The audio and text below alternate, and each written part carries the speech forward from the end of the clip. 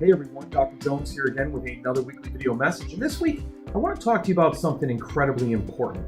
And so important, yet unfortunately often falls prey to our excuses that we make for ourselves. So just if we could think about it for a minute, I want you to ask yourself a question. What are you committed to?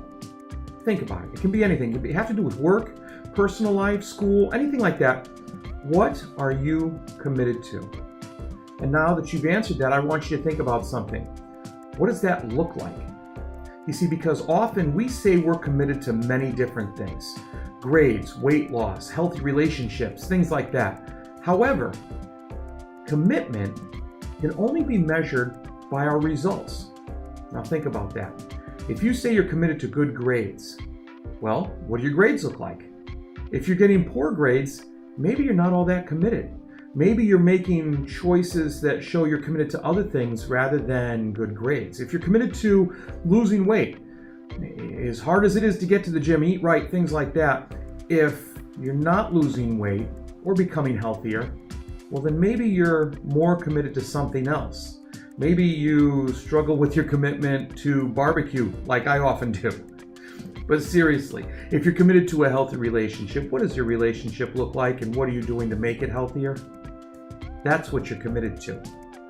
And now, the idea of commitment brings up something so much more important because it's about doing something rather than talking about something. It's about that old saying that put your money where your mouth is. Because we can talk about commitments all we want, but until we are actually acting on them and getting those results, are we just talking instead of doing?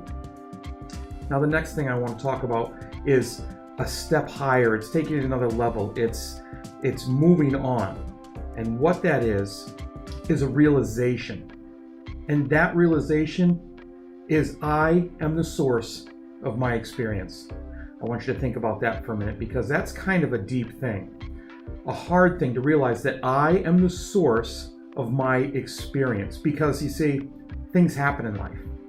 Things happen that throw us off track for our commitments, but we don't have control over those things.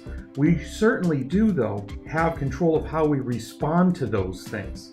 You see, often we get caught up in what's being done to us rather than what I'm doing to myself, for myself, to create that experience because, once again, I am the source of my experience. It has to do with perception. It has to do with working. It has to do with accepting responsibility and accountability.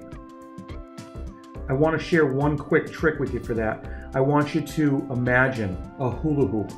Place that hula hoop on the ground in front of you. Stand inside of it. And the only thing you have ultimate control over is what goes on inside that hula hoop.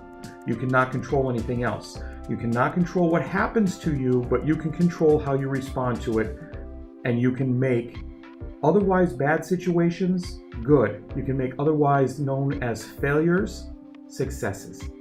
So, to close, think about it.